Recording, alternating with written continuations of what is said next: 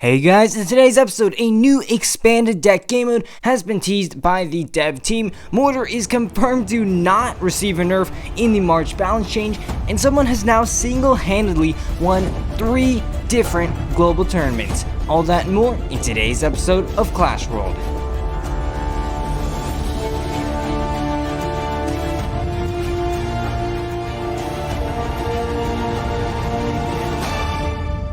Hey guys, Legendaray here, and welcome back to another episode of Clash Worlds. In this weekly show, we take a look at the most recent announcements from the Clash Royale team, the hottest topics from CR eSports, as well as what's going on in the community. Then, we'll finish off the episode by breaking down the meta and featuring my off-meta deck of the week. If you're enjoying Clash Worlds, then please leave a like, subscribe, and hit that bell to get notified of every new video that comes out. Also, go check me out on Twitter. I'm pretty active on there now, so link to it will be in the description. And with that out of the way, let's get right into the first section.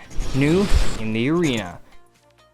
New in the Arena is where we find out about what the Supercell team has been up to this past week. This week, we've got a pretty good mini P.E.K.K.A theme going on, starting off with a new mini P.E.K.K.A challenge where you can earn this super amazing mini P.E.K.K.A dancing emote. Honestly, it's one of the best emotes ever released by Clash Royale, and I'm so happy that there are now very viable ways for free-to-play players to gain access to these amazing emotes. Of course, there are 3 more mini P.E.K.K.A emotes that are paid, and these are also really amazing emotes as well. Keep up the good work, Supercell. Emotes are honestly a super fun feature, given that your opponents don't BM, and even then, just mute them.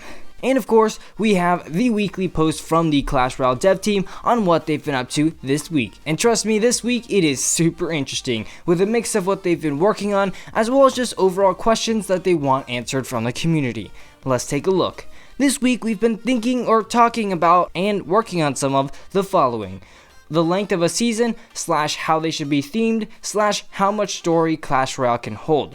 Now, this is obviously talking about the latter seasons, which are usually around 1 month long, and that usually coincides with each balance change. Now, the possibility of them to be themed is definitely very interesting. Now, I'm not exactly sure what they mean by this, but spicing up ladder definitely sounds quite nice, especially since there hasn't really been any major ladder change since leagues initially came out. A new game mode, Mega Deck. Now this is the one that I am super interested in. I mean, what this means seems pretty obvious. It's a game mode with a deck that has more than 8 slots. Honestly, this has just been a game mode that has been requested for so long, and if they are actually working on a game mode like this, I am definitely super excited. Now obviously, I have no idea how many extra cards can be added into this deck, but just the ability to hold more cards in a deck brings about so much more strategy that can allow for players to build an even more versatile deck. Should 2v2 have trophies? I think this one's pretty simple. Yes, but improve matchmaking first. What does casual look like for Clash Royale,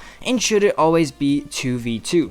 Now this one's definitely an interesting one. The casual aspect of CR should always be a high priority of the dev team, and honestly, I think they've been doing a pretty good job recently with these small challenges and free emotes, but keep it up. Also, we've recently had a couple of new team members join, and they're brimming with new card game mode ideas for us to chop through. And finally, a troop with a pulling / hook mechanic. Think Genie Super from Brawl Stars, low-key plug. Side note, we were playing around with a pull / hook type of character back in late 2017.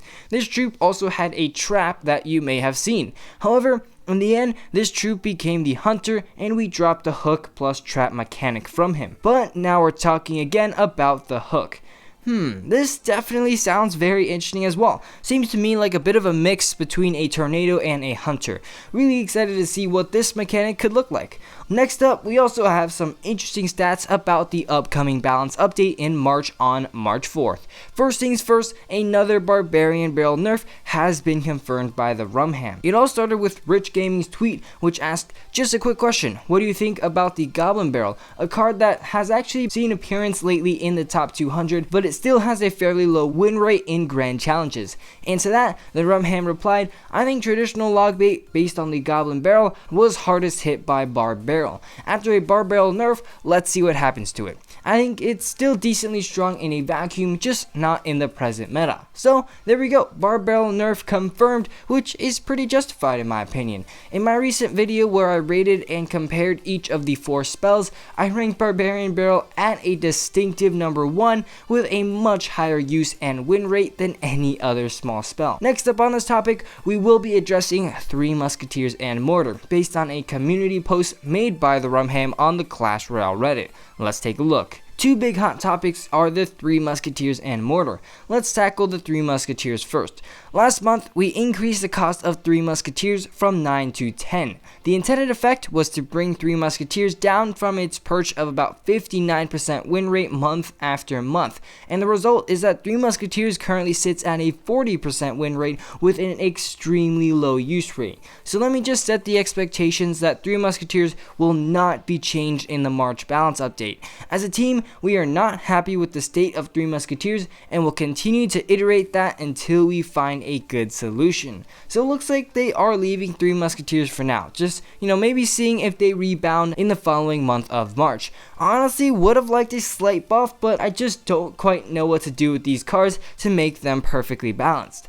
Now onto the topic of Mortar. Mortar in challenges has a 3% use rate and 50% win rate, basically perfect for a siege card.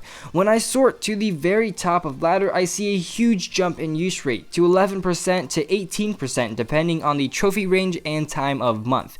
Put simply, that is more of an economy result than a balance result.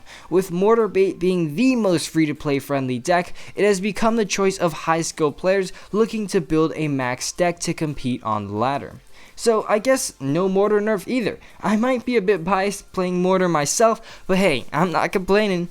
Now finally, the Rumham released some official Supercell stats on the top win rate cards in Grand Challenges, and the list is actually quite interesting. Goblin Giant is number 1 at 59% win rate, Snowball at number 2 with a 59% win rate, Flying Machine number 3 with a 57% win rate, Guards at number 4 with a 57% win rate, and a tie at number 5 between Battle Ram, Barb Barrel, Bandit, Lava Hound, and Poison at a 56% win rate. Wow, all of these are super unexpected cards that are actually winning the most in this meta, which I find quite surprising.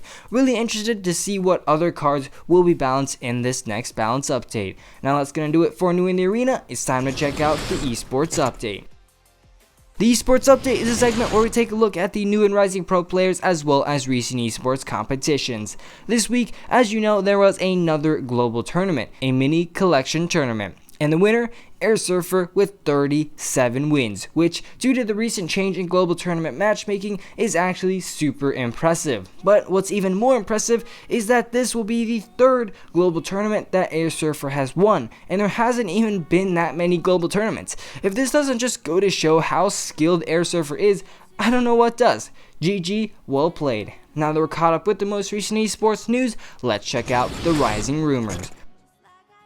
This week, we're going to be taking a look at a very interesting guide made by Spider V1 on the Clash Royale Reddit, and it's a post talking about how to control your mindset and your opponents to win games. The mind game is a super important and underrated aspect of Clash Royale, so let's take a deeper dive into this post. First, Spider goes into 2 common mistakes in your mindset that can cause you to lose games. The first one is chip damage. Quote, my personal favorite of the true chip damage is a simple Spear Goblins at the bridge. Why? Because it's extremely hard to justify spending elixir for such small damage, but eventually that chip damage does add up and without you realizing. So one big part of mastering a deck is to be able to decide when it's worth taking that chip damage and when it's not. A general tip is to play a 3 elixir counter if you have another card that can fill a similar role. Now the second mistake you make is focusing too much on one singular card, or usually the win condition. As you play, these will always be the most important card on the field to you. This is often a fatal mistake. Just understand worldwide counters, or counters that are effective against your entire deck. For example, a wizard against a lava loon deck, or a musketeer against a balloon deck. It's the support cards that often end up losing you games, and just because you simply don't focus on them, they can often end up getting so much more value than you actually realize. Don't make that mistake. Now, there's a whole other part of the post detailing on how to take advantage of your opponent's mindset, so if you want to go give that post a read, I'll be sure to link it in the description below. Now that we've covered the trending topics from the community, let's go ahead and break down the meta. This week's meta hasn't really changed too much from last week's. Here's a Twitter post from Alp123 outlining the top 10 archetypes in the meta and their interactions. As you can see, it's mainly dominated by Ram Rider, Lava Hound, and Royal Giant, which definitely makes up a super weird and interesting meta. P.E.K.K.A. Control is obviously meta as well, and Goblin Giant's actually quite popular too, especially in combination with the Sparky. So that's the meta for you guys, and now let's check out the off-meta deck of the week. That's right, in each Clash World episode, we're going to be featuring one off-meta deck that works in the current meta. This week's deck was submitted by Deathwing Steel, and it's a P.E.K.K.A. Hog Freeze deck. Hog Freeze is always a super fun combo to play, and even though Freeze is a lot worse due to the last set of balance changes, it still works super well as a surprise card that can really catch your opponents off guard. Now, you want to play this deck more like a control deck with more defensive and passive plays initially. Wizard and E-Wiz create a super solid defense, and the P.E.K.K.A. can chop up all those tanks super quick. So, without further ado, let's hop right into a battle. Alright, so hopping into this match against Titus from the clan La Trupa, so good luck to this guy. And starting off this match, like I just said, you do want to play a little bit more passively. So I'm just gonna kind of sit here and chill for him to make the first move, and if he doesn't, then I'll just go ahead and cut to the action. Alright, so this guy's gonna go with a Tombstone right there. I'm just gonna go ahead and fireball it out. Don't exactly want to deal with the Tombstone because, you know, it obviously does very well against the Hog Rider, and here Titus is gonna reload with an Ice Wizard in the back, so I'll just go ahead and reply with my normal wizard and see exactly what he's running, because Tombstone and Ice Wizard and Poison, that's really giving me, you know, a bit of a graveyardy vibe. You know, Tombstone and Ice Wizard, you don't really see Tombstone and Ice Wizard in any other deck than Graveyard. So he's got a Mega Minion as well, so yeah, definitely going to be Graveyard this matchup. So let's see here, E-Wiz in the back, we'll go ahead and mitigate that right there. And oh, he's gonna go with the Barbarian. Oh, and a Graveyard. Fortunately, those bats will DPS down that Barbarian, and let's just go ahead and shove a P.E.K.K.A. right there to tank for all of those skeletons. That E-Wiz is actually gonna walk up and get one hit onto that tower. Can I get a second one? And boom, second hit onto the tower. Let's go. And let's see here, we also got a full health P.E.K.K.A. on offense. So here, let's just go ahead quickly fireball out that Tombstone, because those skeletons are gonna stall that P.E.K.K.A. And meanwhile, we also cycle back to that Wizard. So let's go ahead right here and play that Wizard down to take out that Mega Minion right there. Wizard is just gonna do absolute work right there. And let's see here. Ice Wizard, yep, okay, I was going to say, Ice Wizard usually comes with the Tornado, so there we go. We did manage to bait out that Tornado, so now he doesn't have our main Hog counter and cycle. So now, as soon as the Ice Wizard goes down, I'm going to go right in with that Hog Rider, because I'm pretty sure his Tombstone's out of cycle as well, so Hog going in. No, he has Tombstone in cycle, but let's just go ahead right here, and let's just use a Freeze right here. That'll kill, freeze that Ice Wizard right there. Hog on the tower, Pats on the tower. Look at that. Mega Minion's not going to do anything. Tower's going to go down right there, and with 44 seconds left, all we have to do is defend this Graveyard. So let's go ahead and go with a Fireball right there, try and catch as much as we can. Let's go with the Wizard right there, and let's see here, Bats down to go ahead and take out that Mega Minion. Come on, give it. Oh my gosh. Okay, Mega Minion got a shot into the tower, but hey, that's perfectly fine. We could definitely tank a single Mega Minion hit. Our tower is still at about half health, so things are still looking relatively good. And here, 20 seconds left in normal time. Let's just go with the P.E.K.K.A. right there to chop up that Ice Wizard and tank for that Wizard. And 14 seconds left. I just don't see him taking that tower right there.